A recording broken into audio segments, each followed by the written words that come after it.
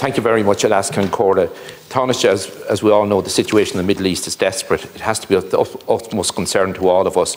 We have witnessed horrific scenes in Gaza, Lebanon and elsewhere, and unfortunately again the Israeli Defence Forces breached the blue line, including in the Irish-Polish battalion area of operations.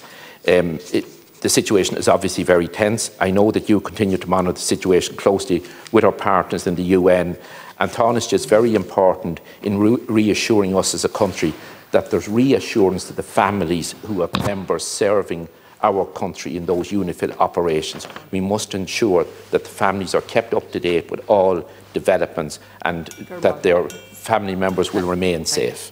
Thank you, Alaska and Corda.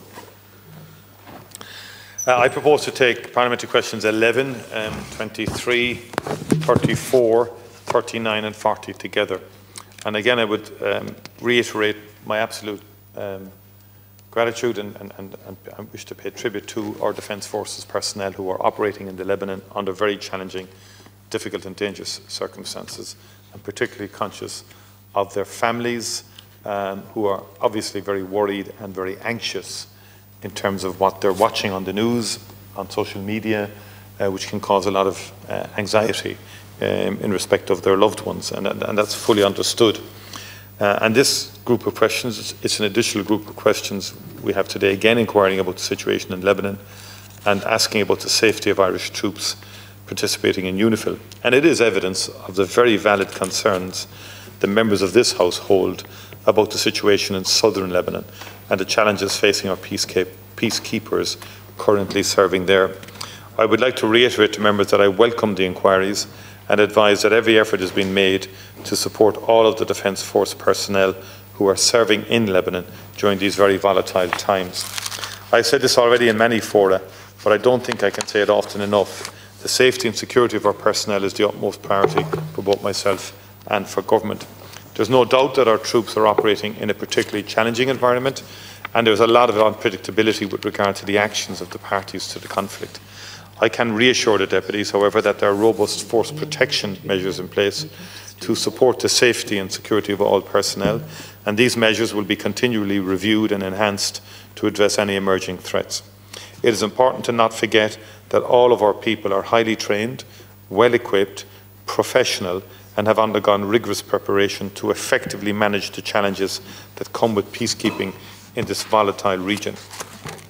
Both the government and I are deeply concerned about the surge of violence in Lebanon and the launch of Israeli ground incursions, especially in the vicinity of Irish positions. And I have made these concerns clear both bilaterally to Israel and to UN headquarters at the highest levels in unequivocal terms. I have strongly condemned any IDF targeting and firing on UNIFIL positions. It is reprehensible and unacceptable to injure peacekeepers and to put them in harm's way. Israel has an obligation to protect peacekeepers, and its actions are in breach of international humanitarian law. There needs to be full accountability for these actions.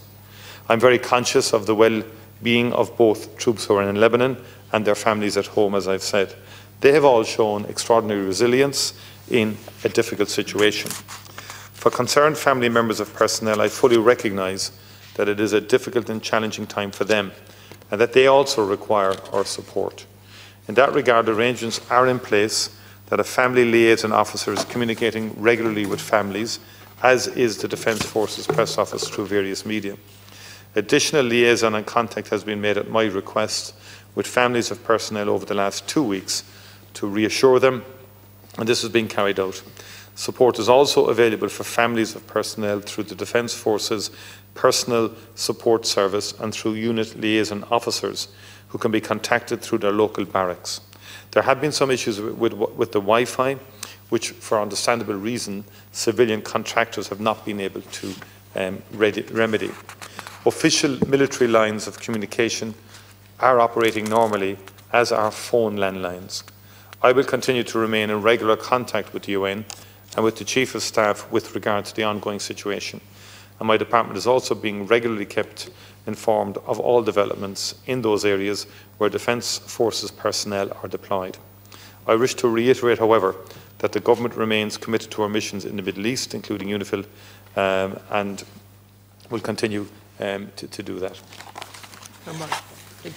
We're going to run out of time. Thank you, Tánaiste. We're going to run out of time. There are a number of listed speakers on this question. So, Deputy Smith. Yeah, thank you very much, Alaskan Court. And I welcome the Tánaiste's confirmation and reassurance in regard to liaison and contact with the families. It's extremely important. Tánaiste, I understand that you had a virtual meeting with your EU counterparts recently. Can I ask if they all agree that the attacks on UNIFIL peacekeepers by the IDF we have seen in recent days are completely unacceptable and indeed reprehensible? Was there full agreement that all parties, including Israel, must respect their obligations regarding the protection of the peacekeepers and avoid any activities to put them in harm's way? Was there agreement to work together and demonstrate cohesion as a group? Thank you, Just to say, I appreciate what has been said. And at the virtual meeting yesterday, of 16 EU defence ministers, there was unanimity in condemning the violation of international humanitarian law by the IDF in terms of firing on peacekeepers. At the Foreign Affairs Council earlier in the week, it took 48 hours to get agreement on a statement because of one country objecting to some language, which we found very distressing and unacceptable. And I made that point at the Foreign Affairs Council, that there can be no equivocation or any caveats around any attacks or firing on UN positions. But the 16 contributing member states of the EU are absolutely at one in terms of ensuring that peacekeepers, and saying to the IDF and to Hezbollah that peacekeepers cannot come into harm's way.